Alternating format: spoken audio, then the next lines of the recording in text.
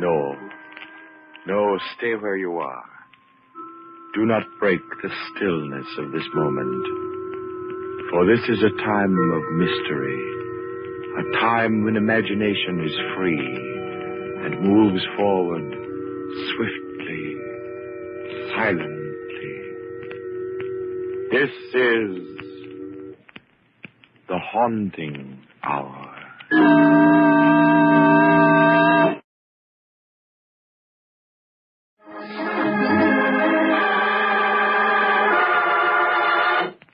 Date in the dark.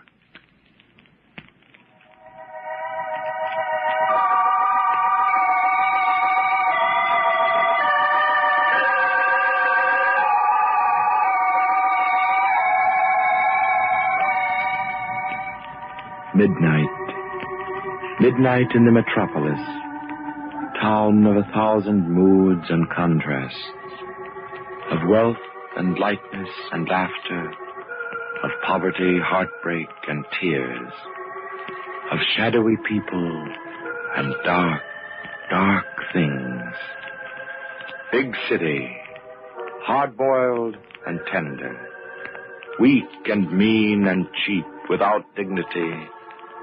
And great and proud and powerful. And the metropolis at midnight, filled with the high spirits of joy seekers, revelers who give way to the goodness of living, or try to forget the badness of living.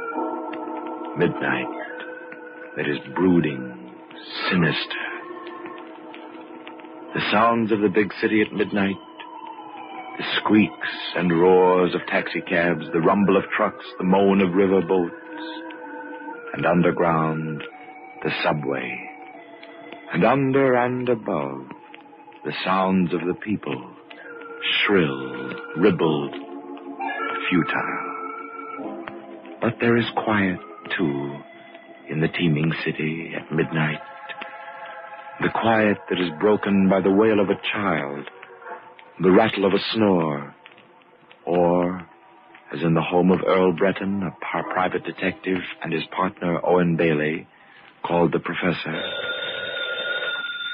the telephone rings, and the Professor answers it. Hello? Earl Breton? No, this is Mr. Bailey, Breton's partner. Who's calling? This is Bill Henderson. Is Earl there? Just a moment. It's Bill Henderson, Earl. Do you want to talk to him? Bill Henderson? What does that crooked politician want? Sounds very anxious. Oh, that's too bad. Tell him I'm very busy. I gotta go to sleep. Hello, Mr. Henderson. Yeah? I'm sorry, but Mr. Breton is not in... Bailey. If Earl doesn't talk to me, he may be responsible for my death. I can't possibly see how that... Let me have the phone, Professor. Hello, Henderson. Is you, Earl? Yeah, what's on your mind? I gotta see you right away, Earl. Can you meet me down at your office? Office hours are from 10 to 2, Henderson. You know that. I'll see you tomorrow. No, wait, Earl, wait. I tell you gotta see me tonight. Now, look, I can't... Wait until tomorrow, because I may never get there tomorrow. How do you figure? I can't explain it on the phone, but I know what I'm talking about. I gotta see you tonight. Got it. Where are you now? I'm at my house. Okay, give me a few minutes to get a cup of something warm. I'll meet you down at the office. Oh, thanks a million, Earl. Never mind the thanks. Bring some money with you. Don't worry about that, Earl. This is worth anything to me. Goodbye. What seems to be his trouble, Earl? Well, he's probably swindled one guy too many. Good. What do you mean, good? I mean, he picked a good time for it.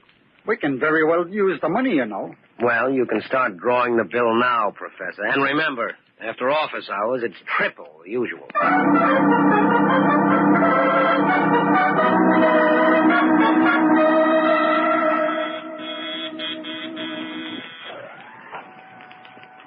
Here comes the elevator now, Earl.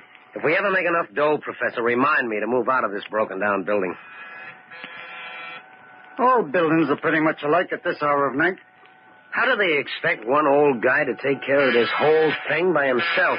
He manages if you don't rush him. Yeah. What devil has got his finger on it? Oh, it's you, Mr. Breton. Faith, you'll never be known as a patient man. I hate waiting for elevators, old-timer. Good evening, Mr. Bailey. Good evening.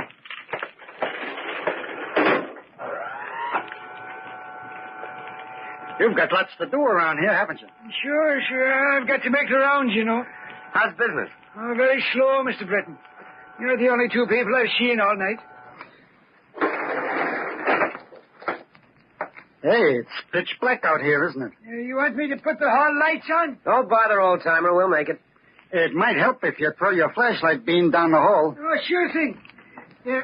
How's this? That's fine. Here.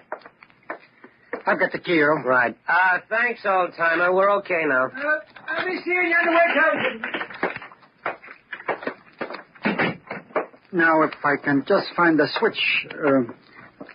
Here. What's the matter with the light? Looks like the switch don't work. It's working all right when I left this evening. Where'd I find the desk lamp?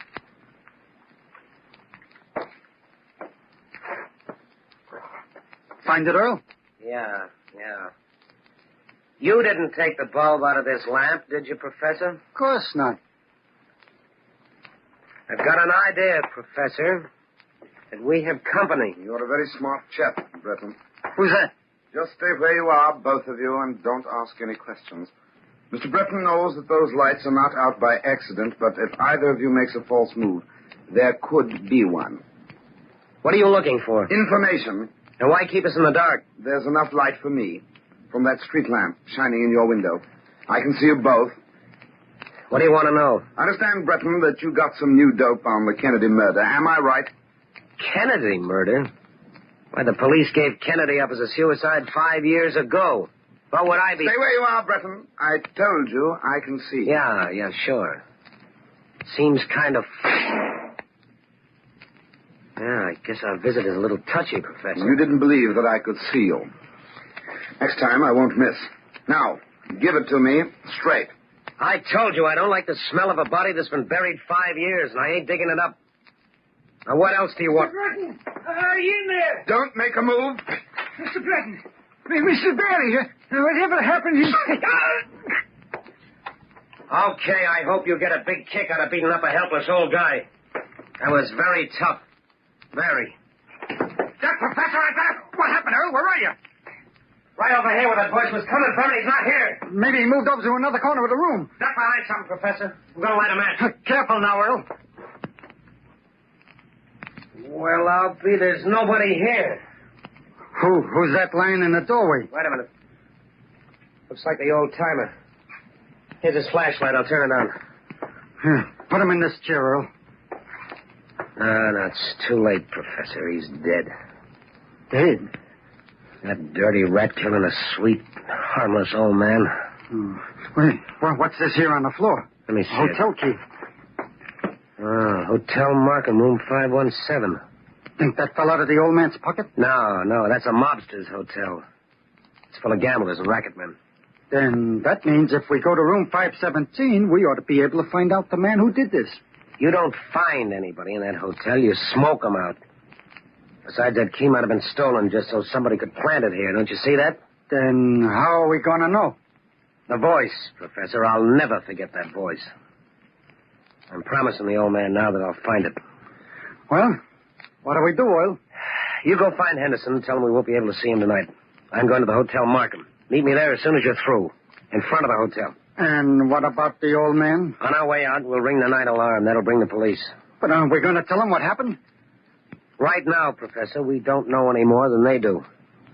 Come on, let's go.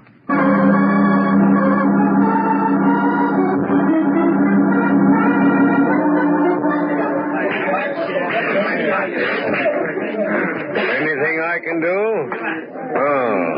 Hello, Breton. How's the hotel business? Oh, we don't complain. Uh-huh.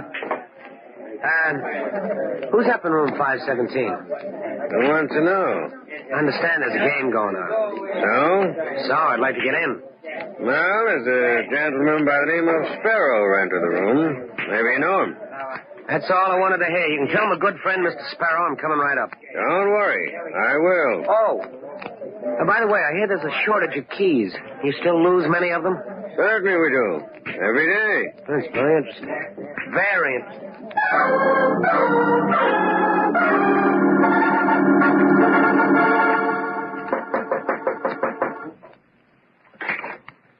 Well, look who's here, fellas. My old pal, Earl Breton. Hiya, Sparrow. Fine. Come on in. How's the game? Pretty good. You want to take a hand? Yeah, maybe. How long you been playing? Oh, about 12 hours. Now, meet the boys. All right, fellas. This is Dan Huber. He's new in this town. Yeah? Didn't take you long to find this place, did it, Dan? Mary, I got a nose for this stuff. Yes. And you know Harry Jackson, Earl, don't you? Sure, I know Harry. How are you, Harry? Fine. What did you say, Harry? I said I'm fine. That's what I said. Sure. Now, this is Willie Garvin, and over here... That's a funny name, Willie. What's funny about it? How do you spell it? Garvin. Why? Does it sound familiar? No, Willie, no. And I don't have to introduce you to my partner, Joe Murray, huh? Hello, Joe. Hello. Funny to find you and Sparrow in the same game, Joe. What's funny about that?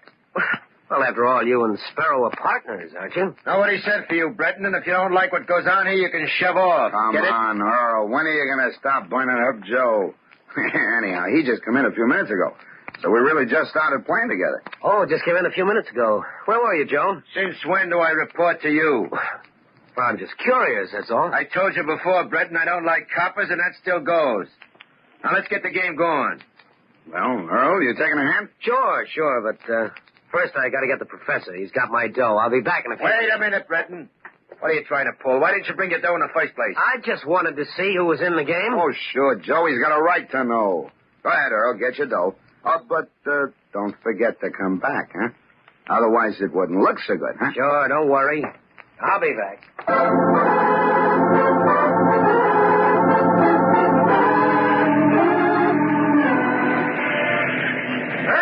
I'm over here. Oh. How long you been waiting, Professor? I just got here. Did you find out anything? No, not a thing. I listened to every voice up there. Not one of them was the right one. How about you? Did you see Henderson? Yeah, that is, I didn't see him, but I found out about him. What do you mean, found out about him? Well, when I got there, Earl, there were a lot of people outside the house, and the police were there. Police? What happened? Henderson was murdered.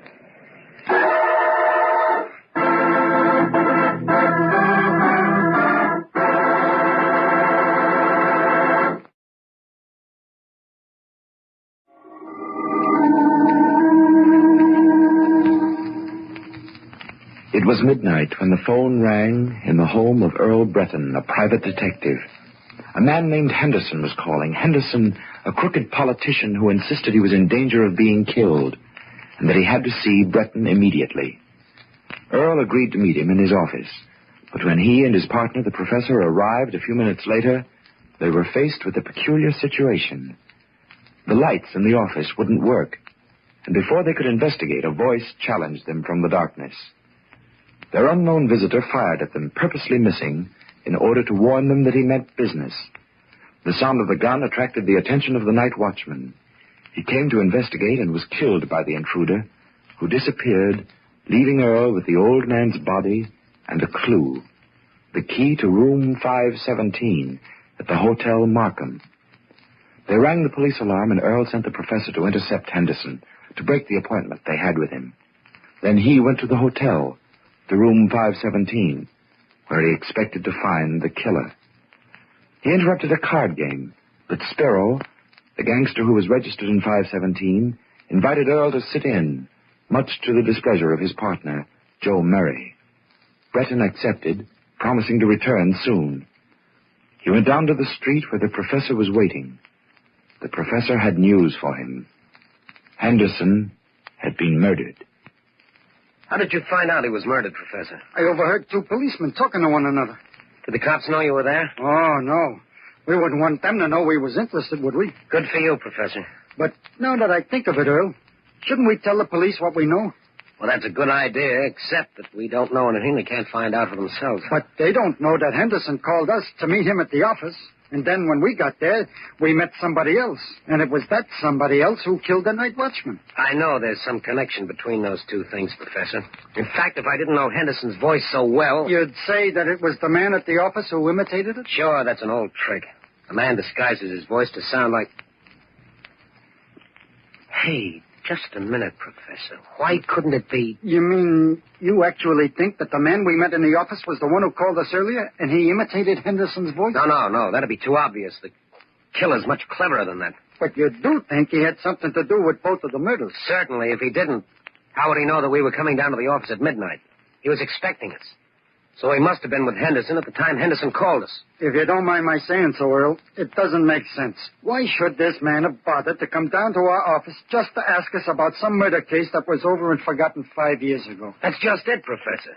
He didn't want that information at all. That was just to throw us off the track. That was why he left the key there when he slugged the old man and disappeared. You mean he actually wanted us to follow him here to the Hotel Markham? Don't you see? He was trying to establish the alibi that he was playing cards in this hotel at the time of the murder. And he could force us to testify as police witnesses that we saw him here. Then why don't we tell that to the police? Oh, Professor, you're slipping. You know the police don't want ideas. They've got their own. Besides, if we don't know whose voice we heard, what can we tell them? Well, at least we can tell them that it was somebody who's up in that hotel room now. Sure. But can we prove it? I guess not. Well, then what can we do? We gotta go upstairs and find out who that phony voice belongs to. But life can be very short in a place like this. I mean, I'm not thinking about me. I know, Professor, I know. But I made a promise to that old watchman that I'd find the guy who killed him, and I like to keep a promise. But we ain't got enough money to play cards with those people. They don't know that. Well, I don't think it should take them more than one hand to find out. All right, then you'll have to stall. Now, one of those guys up there has a phony British voice. So? Listen. Stay where you are, Breton. I told you I can see. How's that? If I wasn't looking at you, I'd swear it was the guy in the room. Good. That's all I wanted to know.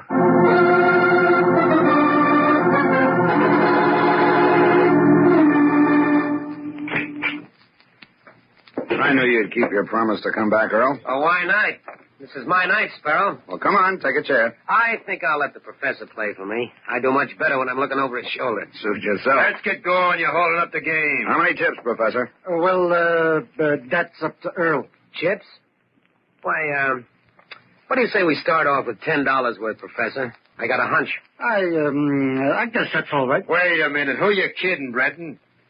Since when do you figure you can get in on this game for $10? That's just a starter, Joe. I always like to play hunches. But you've got more than that, haven't you, Earl?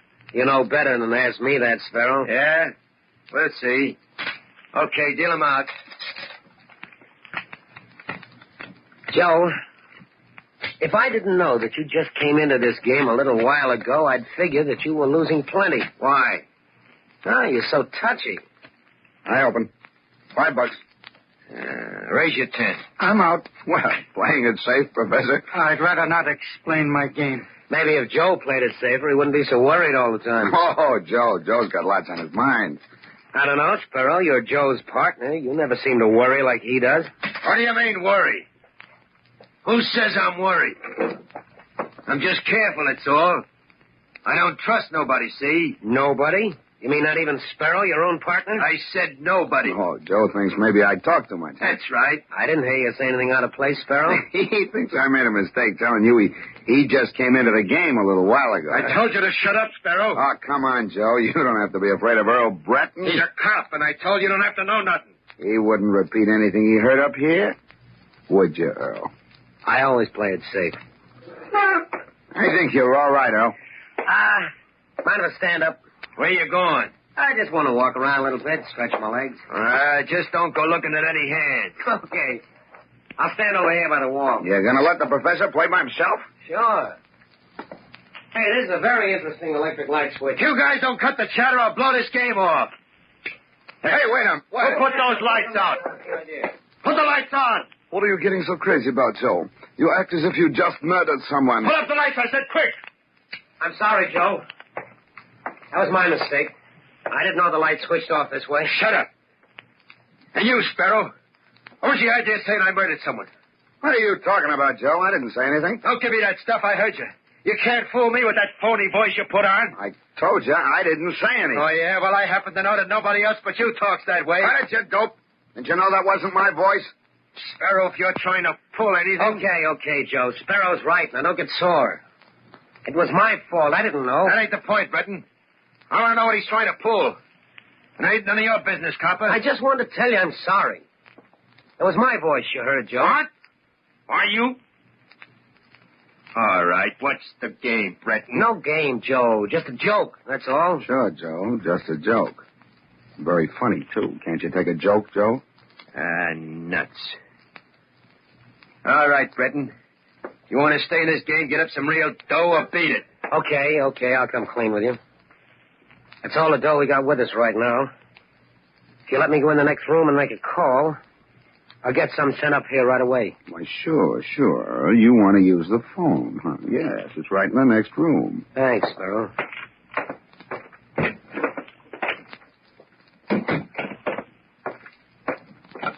This is the desk. Hello. Get me Spring 73100. Spring 73100. Right. Who are you kidding? That's police headquarters. Say, have you got any complaints to make? Hold on there. Hey, wait a minute. What goes on here? It's one of your keys. Oh, hello, Sparrow. I can't say much for your phone service. No? What's the matter with it? They wouldn't get a number for me. I see. Who you calling is so important. The police. I guess I can wait. Well, say, I'm glad you came in here, Breton. I wanted to have a little talk with you. Alone. You wouldn't use that revolver right here in this room, would you? Wouldn't I? You know, I can do pretty much as I want to in this hotel. You know that, don't you? Yeah. But if you killed me now, wouldn't you have to tell Joe why you did it? Well, what do you mean? I mean, wouldn't you have to tell him that you were tired of being partners with him and Henderson? That you wanted the whole racket for yourself? So that you killed Henderson, trying to make it look as though Joe did it so he could take the rap? If you're trying to talk loud, so Joe will hear you. I might as well tell you, he just left. Well, at least I found out it was you who slugged the night watchman in my building tonight. So what? Just that you killed him, that's all. You shouldn't have gotten away. Then you're admitting that you killed Henderson and the watchman. Only to you, Breton. And I'll tell you why. Because I'm going to make sure that you'll never be able to tell it to the cops. See? I don't have to tell him, Sparrow. They know about it already. Oh, sure. You gave them all this information before you came up here. No, I didn't tell him. You did. You know something, Breton? I'm beginning to think you're a little bit nuts. I suppose you wouldn't believe me if I told you the police are listening to you right now? They heard you admit all this to me? Oh, now, wait a minute. Don't tell me you hid them in my closet. No. But they're right outside in that room where we were just playing cards. You're crazy. Why don't you take a look? Because I ain't dumb enough to turn my back on you. Then that makes it easy for them to come in. Drop the gun, Sparrow. Give it here. But it is the cops. But We heard the whole thing outside, Benton. Pretty smart. how did you get the cops up here? I didn't get them, Sparrow. You did. Cut it out, Breton. It's true. You know the best way to bring the police is to leave a hotel key next to a dead man, and that's what you did. Yeah, but you picked it up. Not me. I just made a mental note of it, that's all.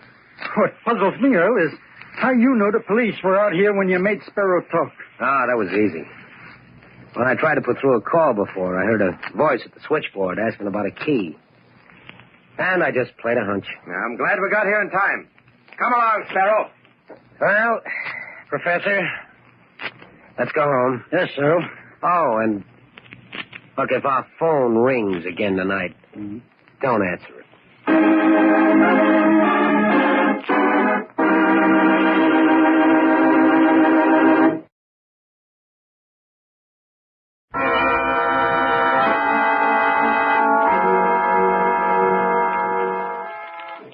From shadows and stillness, mystery weaves a spell of strangest fascination, charging the mind with doubts and fears.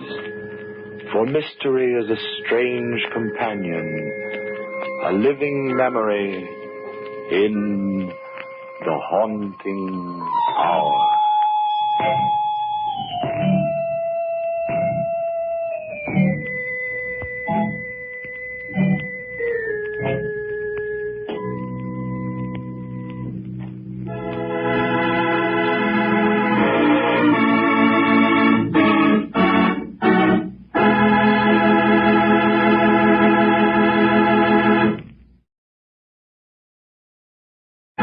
Spooky Ventures is the home for spooky content and spooky merchandise on the web.